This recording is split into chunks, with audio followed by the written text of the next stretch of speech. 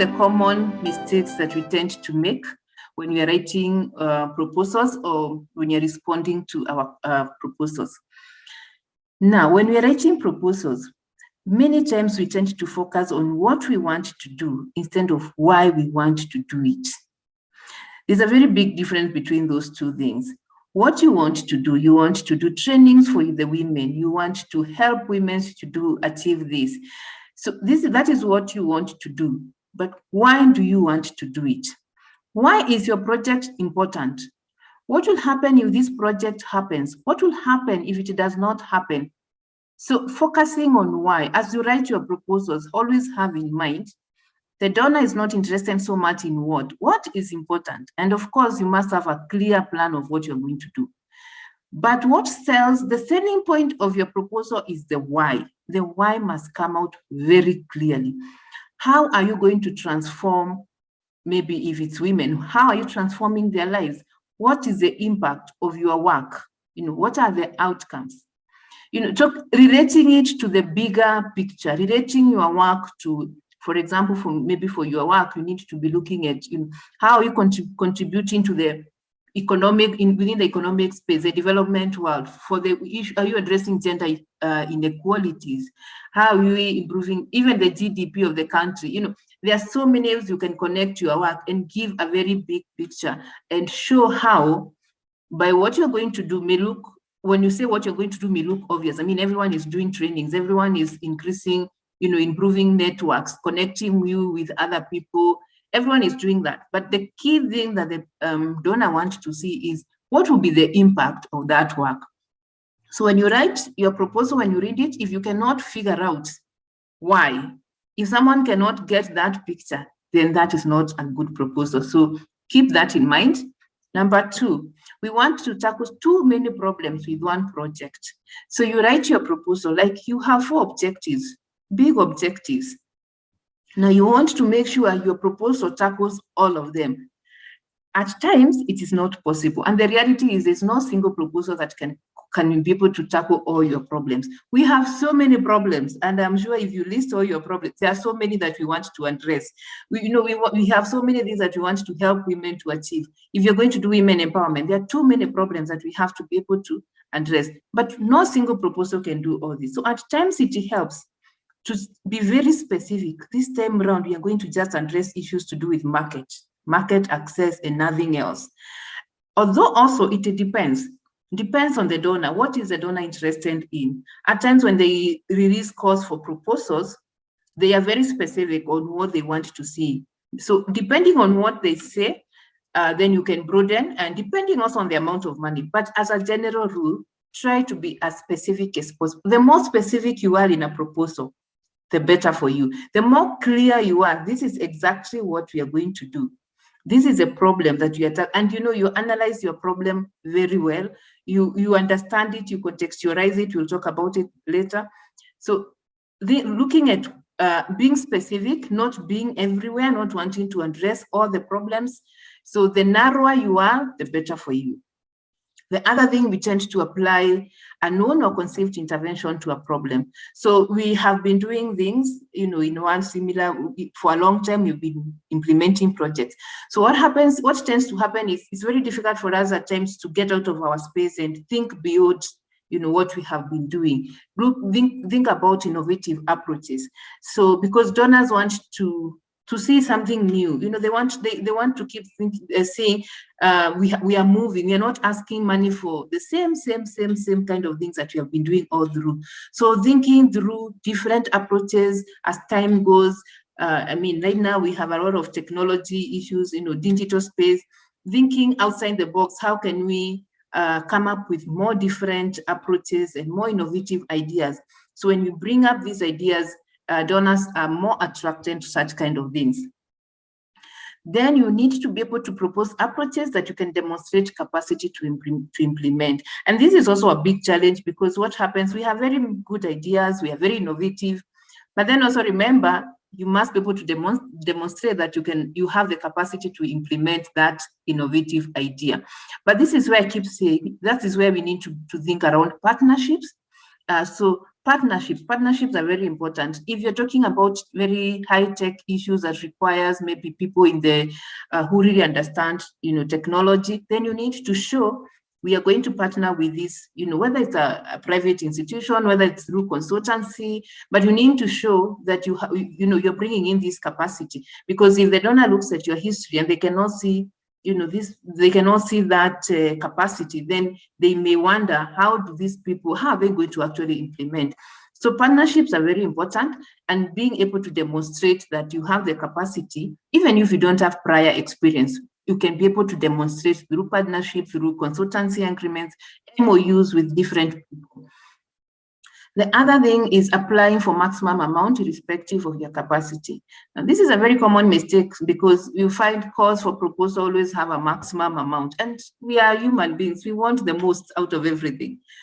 But this is also a big mistake, because you can apply for the maximum amount. However, you must be able to show you have the capacity to manage that amount of money. That is, at the end of the day, that is what you need to demonstrate. So if you cannot demonstrate that, please just bring yourself to where you belong. And that gives you a mileage, because then they can see they're not just interested about money. So it's important that you only, ask for money that you can show you have the capacity to implement. I think we've talked about that.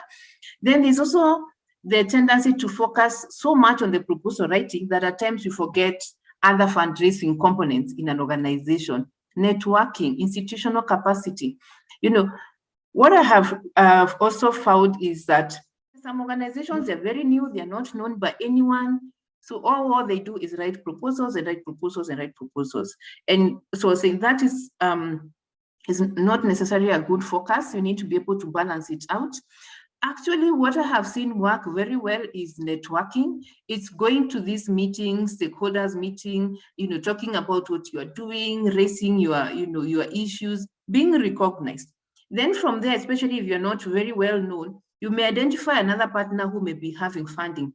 And you could, funds at times can trickle down through other partners. So you may not even be dealing with the donor. So for example, USAID has given some funding to an institution or an international NGO. It is by creating relationships with these international NGOs, you may find yourself, being a sub-grantee of this international NGO. So networking, also building your institutional capacity, making sure you have in place, your policies, financial systems are in place. They may not be extremely elegant or, extremely developed, but they should be, you should have at least the basics in place depending on your level.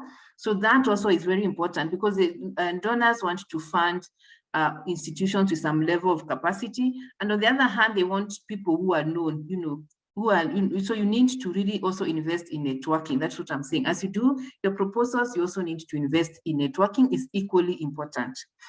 So most foundations want to see that your organization has a track record of success, including money raised before they invest in your program. No matter how little it is, I say, please start investing with whatever you have. Do something, do some program. There's no donor who is going to, very few donors, let me put it that way, are going to give you money to start and run your organization from scratch. So they want to see some kind of success. And that's why, like, what the data you're talking about is very important, because then it demonstrates you have some, capacity, you have done some work. So point number 7 is forgetting the importance of partnerships. At times we want to run alone, which is not a very healthy thing. So just mentioning that, I think we've talked about it. Starting to write without proper planning. So in my course, I tell people, before you start writing, please make sure you understand exactly what you're writing. So my plan is, or my advice is always, first you understand, the first component, ensure that you are best fit, like we talked about. Once you are sure of that, the next step is now be very clear on what problem are you addressing, what solution are you offering, what is the impact, what is your why? Do I have the expertise? Now, if you have all that, then what you want to do is to do something I call a framework, which I usually take people through, where you list, it's like an Excel sheet. You list your problems, and the problem must be not just one problem. You have to understand your problem critically. So basically, you write your problem, you write all your interventions you want to implement, and then you write the impact that intervention is going to cause if you implement it. Then once you have that clear linkage, remember the problem. So let's say maybe the problem is lack of awareness. Maybe women are not aware, or they lack the knowledge, know-how. So you want to say that is your problem number one. So there will be many problems. So let's say problem number one would be lack of awareness.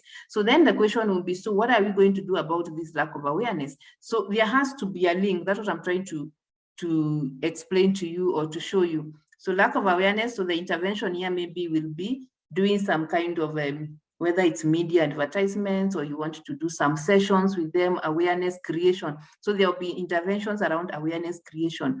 And so what will be the impact of this awareness creation? So you have to have, I call it a thread: your problem, your intervention, your impact. Come to problem number two, your problem number two, your intervention, your impact.